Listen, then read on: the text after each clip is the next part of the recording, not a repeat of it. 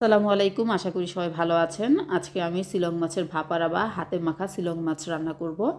প্রথমে আমি কিছু শিলং মাছ কেটে ধুয়ে নিয়ে পরিষ্কার করে নিয়েছি। এরপর একটি কড়াইতে নিয়ে এর সাথে আমি 1 চা চামচ আদা রসুন ও জিরা বাটা, 1.5 টেবিল চামচ পেঁয়াজ বাটা, সামান্য মরিচের গুঁড়ো, আমি কাঁচা মরিচ দিব তাই আমি মরিচের গুঁড়ো সামান্য দিয়েছি, 1/2 চা চামচ হলুদের গুঁড়ো, 1/2 চা চামচ ধনিয়া গুঁড়ো, স্বাদ মতো লবণ, 3টি কাঁচামরিচ ফালি করে দিয়েছি ও পরিমাণ মতো সরিষার তেল দিয়ে সবগুলো উপকরণ আমি একসাথে হাতে মেখে নিয়েছি। কিছুক্ষণ মাখার পরে আমি সামান্য পানি দিয়ে হাতটা ধুয়ে দিয়েছি। হাতটা ধুতে যতটুকু পানি লাগে আমি অতটুকু পানি দিয়েছি, বেশি পানি অ্যাড করিনি। এরপর একটি ঢাকনা দিয়ে চুলা চড়িয়ে দিয়েছি।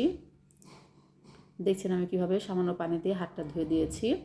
আমি সুন্দর করে মেখে এটা আমি একটি ঢাকনা দিয়ে চুলা চড়িয়ে দিয়েছি। কিছুক্ষণ পর যখন সামান্য হয়ে এসেছে তখন ঢাকনা খুলে আমি এগুলোকে একটু উল্টে দিয়েছি, সাবধানে উল্টিয়েছি যাতে না ভাঙে। এভাবে ভাপাড়া করার সময় মাছগুলো ভেঙে যায়, তাই হালকা করে উল্টে দিতে হয়। পরে আমি ঢেকে দিয়েছি আবার। অনেকক্ষণ পর আমি ঢাকনা খুলে দেখেছি সেদ্ধ হয়েছে কিনা।